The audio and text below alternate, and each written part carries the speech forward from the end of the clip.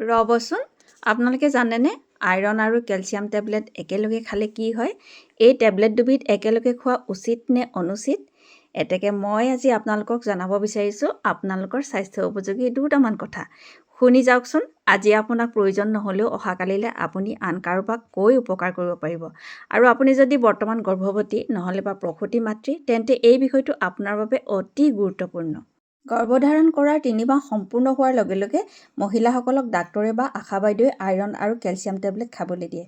আপোনালোকক এতেকে জনাই থওঁ যে এই আইৰণ আৰু কেলছিয়াম টেবলেট দুয়োটা কেতিয়াও একেলগে খাব নালাগে। কাৰণ দুয়োটা যদি আমি একেলগে খাওঁ তেতিয়া দুয়োটাৰে গুণাগুণখিনি নষ্ট হৈ যায়। তাৰমানে আইৰণ টেবলেটৰ পৰা পাবলগীয়া আইৰণখিনিতো নাপামেই, তদুপৰি কেলছিয়ামখিনিও আমাৰ শৰীৰত নাথাকিব।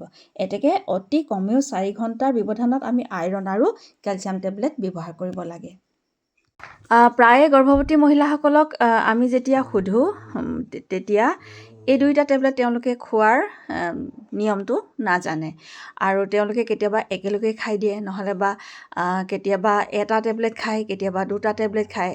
আৰু এটা কথা আপোনালোকে জানি থওক যে গৰ্ভধাৰণৰ 3 মাহ সম্পূৰ্ণ হোৱাৰ পিছতেই মানে জন্মৰ সময়লৈকে 6 মাহ সময় আমি পাওঁ। সেই 6 মাহ সময়ত আমি 360টা টেবলেট শেষ কৰিব লাগে, খাব লাগে। তাৰমানে কেলছিয়ামৰ 360টা আৰু আইৰণৰ 360টা। এতেকে 360টা টেবলেট খাবলৈ হ'লে আমি 180 দিন সময় পাওঁ। আৰু সেই 180 দিন সময়ৰ ভিতৰত আমি এই 360টা টেবলেট খাব লাগিব। এতেকে আমি দিনে 2টাকে, আইৰণৰ টেবলেটো 2টাকে, দিনে 2টাকে আৰু কেলছিয়ামৰ টেবলেটো দিনে 2টাকে খাব লাগিব।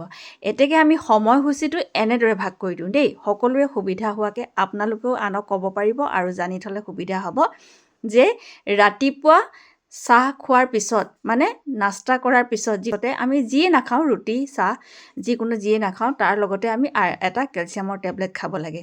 আৰু আমি কেলছিয়াম টেবলেটটো দিনত এইটো কাৰণে খাব লাগে যে কেলছিয়াম খোৱাৰ লগে লগে আমি সৰহ পৰিমাণে পানী খাব লাগে। দিনত যিহেতু আমি দিনটো চলা ফুৰা কৰি থাকোঁ, এতেকে আমি ৰাতিপুৱাই কেলছিয়াম টেবলেটটো যদি আমি ব্যৱহাৰ কৰোঁ তেতিয়া দুপৰীয়া আমি আহাৰৰ পিছত এটা আইৰণ টেবলেট ব্যৱহাৰ কৰিব পাৰোঁ। তেতিয়া আমাৰ সময়ৰ ব্যৱধানটোও বাচি যায় আৰু আমাৰ টেবলেটটোও লোৱা হৈ যায়। তেতিয়া আকৌ গধূলি যেতিয়া আমি চাহ নাস্তা কিবা এটা কৰোঁ তেতিয়া আমি আকৌ এটা কেলছিয়ামৰ টেবলেট খাব লাগে।